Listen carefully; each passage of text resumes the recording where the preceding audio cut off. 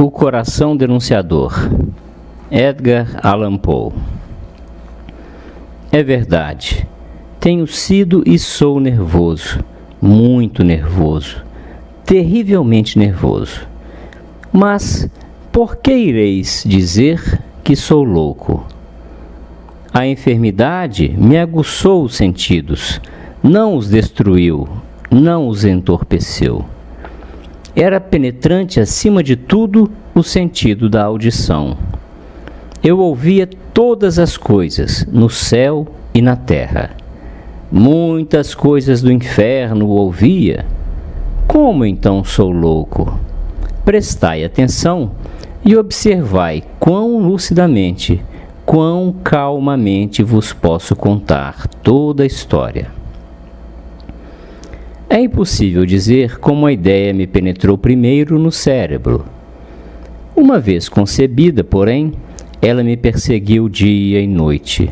Não havia motivo, não havia cólera. Eu gostava do velho. Ele nunca me fizera mal, nunca me insultara. Eu não desejava seu ouro. Penso que era o olhar dele. Sim, era isso. Um de seus olhos se parecia com o de um abutre, um olho de cor azul pálido que sofria de catarata. Meu sangue se enregelava sempre que ele caía sobre mim, e assim, pouco a pouco, bem lentamente, fui me decidindo a tirar a vida do velho e assim libertar-me daquele olho para sempre. Ora, aí é que está o problema. Imaginais que sou louco. Os loucos nada sabem. Deveríeis, porém, ter me visto. Deveríeis ter visto como procedi cautamente, com que prudência, com que previsão, com que dissimulação lancei mãos à obra. Eu nunca fora mais bondoso para com o velho do que durante a semana inteira antes de matá-lo. E todas as noites, por volta da meia-noite, eu girava o trinco da porta de seu quarto e abria, bem devagarinho. E depois, quando a abertura era suficiente para conter minha cabeça, eu introduzia uma lanterna com tampa velada, toda velada, bem velada, de modo que nenhuma luz se projetasse para fora, e em seguida enfiava a cabeça. Teríeis rido ao ver como a enfiava habilmente. Movia lentamente, muito, muito lentamente, a fim de não perturbar o sono do velho. Levava 1 hora para colocar a cabeça inteira além da abertura, até podê-lo ver deitado na cama. Um louco seria precavido assim? E depois, quando a minha cabeça estava bem dentro do quarto, eu abria a tampa da lanterna cautelosamente. Bem cautelosamente. Sim, cautelosamente, porque a dobradiça rangia. Abria-a só até permitir que apenas um débil raio de luz caísse sobre o olho de abutre. E isto eu fiz durante 7 longas noites, sempre precisamente à meia-noite, e sempre encontrei o olho fechado. Assim, era impossível fazer a minha tarefa, porque não era o velho que me perturbava, mas seu olho diabólico. E todas as manhãs, quando o dia raiava, eu penetrava atrevidamente no quarto e falava-lhe sem temor, chamando-o pelo nome com ternura e perguntando como havia passado a noite. Por aí vedes que ele precisaria ser um velho muito perspicaz para suspeitar que todas as noites, justamente às 12 horas, eu o espreitava enquanto dormia. Na 8ª noite, fui mais cauteloso do que de hábito ao abrir a porta. o ponteiro dos minutos de um relógio mover-se-ia mais rapidamente do que meus dedos. Jamais antes daquela noite sentira eu tanto a minha extensão de meus próprios poderes, de minha sagacidade. Mal conseguia conter meus sentimentos de triunfo. Pensar que ali estava eu a abrir a porta pouco a pouco e que ele nem sequer sonhava com os meus atos ou pensamentos secretos. Ri entre os dentes a essa ideia, e talvez ele me tivesse ouvido, porque se moveu de súbito na cama como se assustado. Pensais que recuei? Não. O quarto dele estava escuro como piche, espesso de sombra, pois os postigos se achavam hermeticamente fechados por medo aos ladrões. E eu sabia, assim, que ele não podia ver a abertura da porta. Continuei a avançar cada vez mais, cada vez mais. Já estava com a cabeça dentro do quarto e a ponto de abrir a lanterna, quando meu polegar deslizou sobre o fecho de lata e o velho saltou da cama gritando: "Quem está aí?" Fiquei completamente silencioso e nada disse. Durante 1 hora inteira não movi um músculo e por todo esse tempo não o ouvi deitar-se de novo. Ele ainda estava sentado na cama, à escuta, justamente como eu fizera noite após noite, ouvindo a ronda da morte próxima. Depois, ouvi um leve gemido e notei que era o gemido do terror mortal. Não era o gemido de dor ou de pesar, oh não, era o som grave e sufocado que se ergue do fundo da alma quando sobrecarregada de medo. Bem conhecia esse som. Muitas noites, ao soar a meia-noite, quando o mundo inteiro dormia, ele irrompia de meu próprio peito, aguçando com seu eco espantoso os terrores que me aturdiam. Disse que o bem conhecia. Conheci também o que o velho sentia e tive pena dele, embora abafasse um riso no coração. Eu sabia que ele ficara acordado desde o primeiro leve rumor, quando se voltara na cama. Daí por diante, seus temores foram crescendo.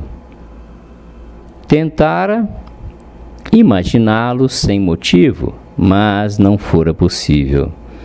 Dissera a si mesmo: é só o vento na chaminé, ou é só um rato andando pelo chão, ou foi apenas um grilo que cantou um instante só.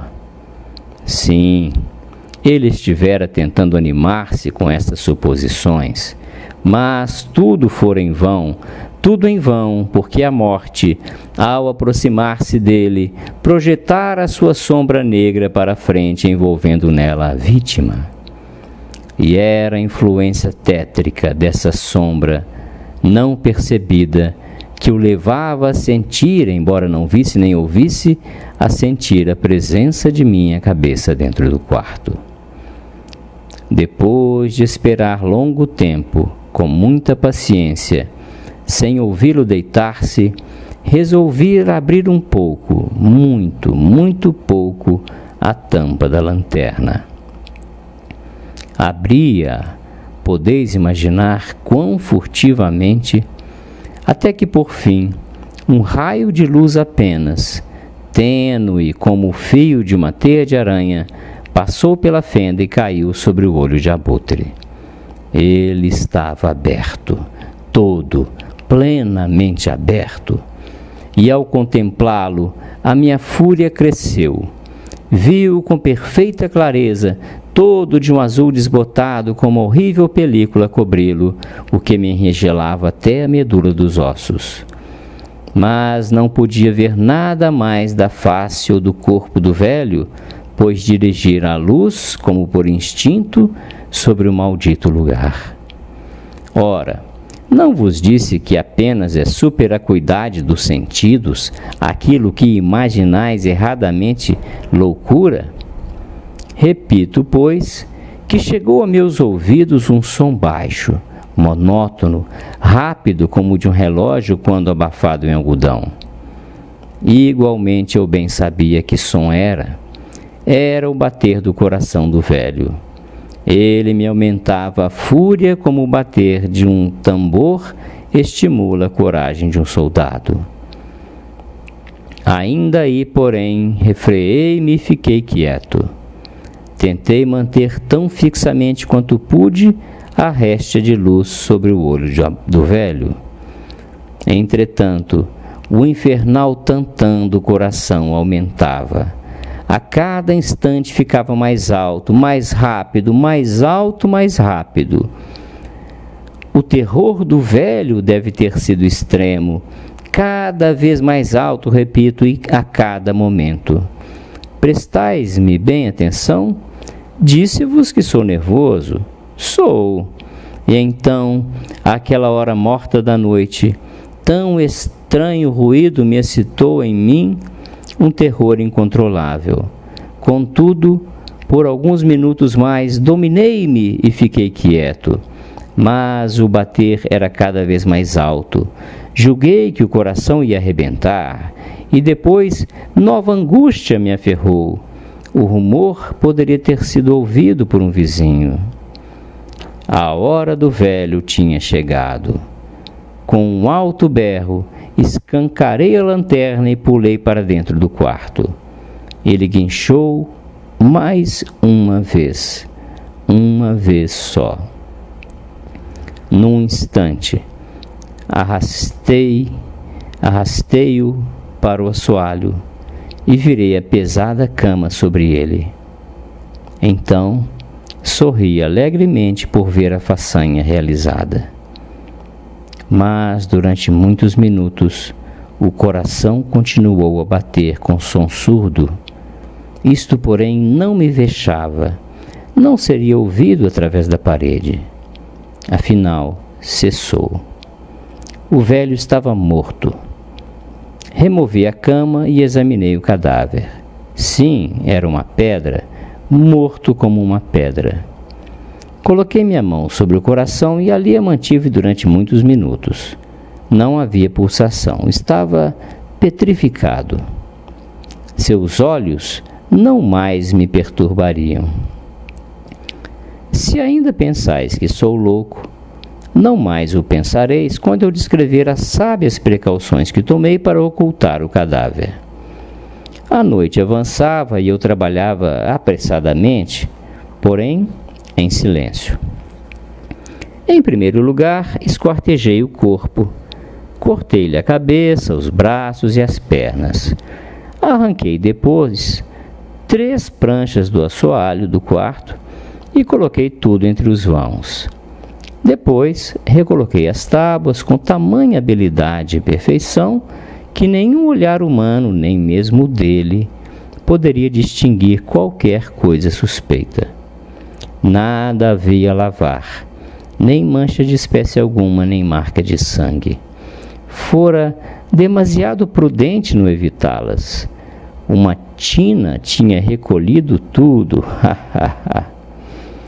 Terminadas todas essas tarefas, eram já 4 horas, mas ainda estava escuro como se fosse meia-noite. Quando o sino soou a hora, bateram à porta da rua. Desci a abri-la de coração ligeiro, pois que tinha eu agora a temer? Entraram 3 homens que se apresentaram com perfeita mansidão como soldados de polícia. Fora ouvido um grito por um vizinho durante a noite. Despertara-se a suspeita de um crime. Tinha-se formulado uma denúncia à polícia e eles, soldados, tinham sido mandados para investigar. Sorri, pois que tinha eu a temer? Dei as boas-vindas aos cavaleiros. O grito, disse eu, fora meu mesmo em sonhos. O velho, relatei, estava ausente no interior. Levei meus visitantes a percorrer toda a casa. Pedi-lhes que dessem busca completa. Conduzi-os ao final ao quarto dele. Mostrei-lhes suas riquezas em segurança intactas. No entusiasmo de minha confiança, trouxe cadeiras para o quarto e mostrei desejos de que eles ficassem ali para descansar de suas fadigas, enquanto eu mesmo, na desenfreada audácia de meu perfeito triunfo, colocava minha própria cadeira sobre o maldito lugar onde repousava o cadáver da vítima. Os soldados ficaram satisfeitos. Minhas maneiras os haviam convencido. Sentia-me singularmente à vontade. Sentaram-se e, enquanto eu respondia cordialmente, conversaram coisas familiares. Mas, dentro em pouco, senti que ia empalidecendo e desejei que eles se retirassem. Minha cabeça doía e parecia-me ouvir zumbidos nos ouvidos. Eles, porém, continuavam sentados e continuavam a conversar. O zumbido tornou-se mais distinto, continuou e tornou-se ainda mais perceptível. Eu falava com mais desenfreio para dominar a sensação. Ela, porém, continuava e aumentava sua perceptibilidade, até que, afinal, descobri que o barulho não era dentro dos meus ouvidos. É claro que então a minha palidez aumentou sobre posse, mas eu falava ainda mais fluentemente e num tom de voz muito elevada. Não obstante, o som se avolumava. E que podia eu fazer? Era um som grave, monótono, rápido, muito semelhante ao de um relógio envolto em algodão. Respirava com dificuldade e, no entanto, os soldados não o ouviram. Falei mais depressa ainda, com mais veemência, mas o som aumentava constantemente. Levantei-me e fiz perguntas a respeito de ninharias, num tom bastante elevado e com violenta gesticulação, mas o som constantemente aumentava. Por que não se iam eles embora? Andava pelo quarto acima e abaixo, com largas e pesadas passadas, como se excitado até a fúria pela vigilância dos homens. Mas o som aumentava constantemente. Ó Deus, que poderia eu fazer? Espumei, enraivecido, praguejei. Fiz girar a cadeira sobre a qual estivera sentado e arrastei-a sobre as tábuas, mas o barulho se elevava acima de tudo e continuamente aumentava. Tornou-se mais alto, mais alto, mais alto, e os homens continuavam ainda a passear, satisfeitos, e sorriam. Seria possível que eles não ouvissem? Deus Todo-Poderoso, não, eles suspeitavam, eles sabiam. Estavam zombando do meu horror. Isto pensava eu e ainda penso.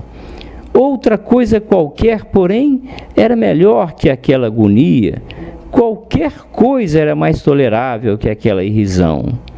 Não podia suportar mais tempo aqueles sorrisos hipócritas. Sentia que devia gritar ao morrer. E agora de novo, escutai, mais alto, mais alto, mais alto. Vilões, trovejei, não finjam mais. Confesso o crime. Arranquem as pranchas aqui, aqui. Ouçam o batido do seu horrendo coração.